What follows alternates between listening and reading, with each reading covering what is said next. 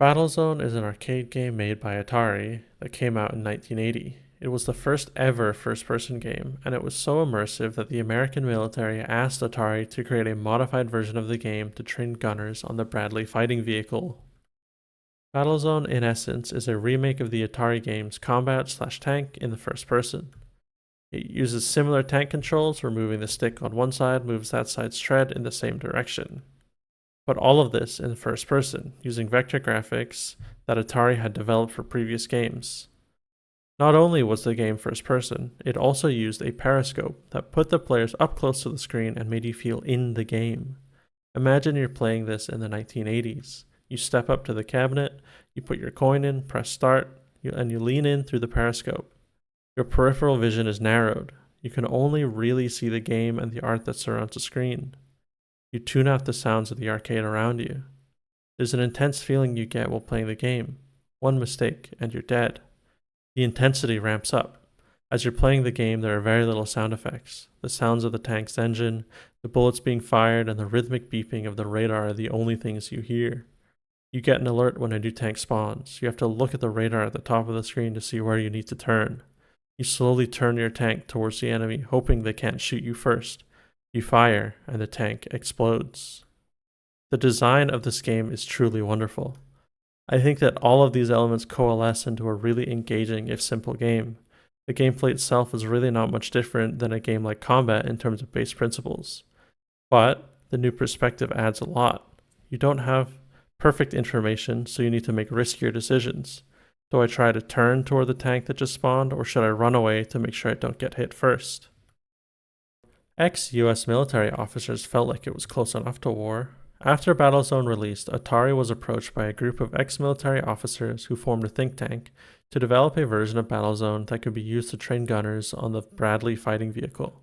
Training soldiers was expensive and time-consuming. You need to buy fuel and ammo. You need to have them physically in a tank. They couldn't just train them from anywhere. Battlezone could be the perfect cost-cutting solution. An arcade cabinet is a significantly cheaper option than putting gunners in tanks. It needed to be modified with range finding, bullet drop, magnification levels, and new ammo and enemy types, and also a new set of controls that mimicked the control scheme that the gunner would use in the real tank. But if Atari could make it work, it might be a great option for the military.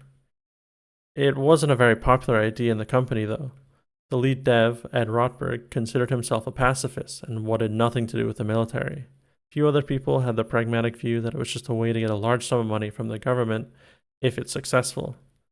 Eventually, Atari convinced Ed to work on the project, ensuring that he will never work on another military project in the future. As far as we know, the military never really ended up ordering many cabinets. Only one cabinet has ever been found of the suspected 2 ever built. It was outside the former offices of Midway Games and restored to a functional cabinet.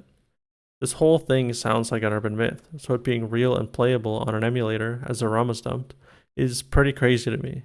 I'm sort of glad that this never really went anywhere, as it likely would have been bad for the early gaming industry. But back to Battlezone. While Battlezone wasn't as big a hit as Asteroids or Pac-Man, the 2 best-selling games of 1980, it still sold over 15,000 cabinets. It had good reviews, and players enjoyed playing it. Overall, Battlezone was a fairly successful game for Atari, even if the military contract fell through. So what is it like to play today? Even without the periscope, the intensity is still there.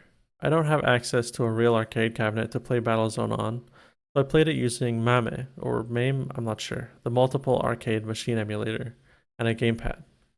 The sound effects really do a lot of work to help with the intensity, so the lack of periscope doesn't impact it too much.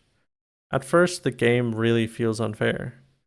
When you start playing the game, you feel like if you don't hit the enemy tanks immediately, you're screwed. You move and turn so slowly that oftentimes if they get a shot off, they can just hit and kill you. But as you get better, you learn to move in certain ways to try to fool the enemy. The enemies have a harder time turning and leading their shots, so you can force them to miss. Overall, I think it's a fun game.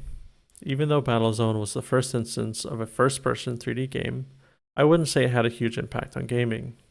From what I can tell, other than Tempest, a 1981 Atari arcade game, there weren't many other 3D games that were really popular until the 90s. So I think the game is on the list for it just being pretty fun rather than being a super important part of gaming history. Thanks for watching. Next week is a side quest, the first one ever. I'm really excited about playing Rogue. I hope you enjoy it. See you next time. Bye bye.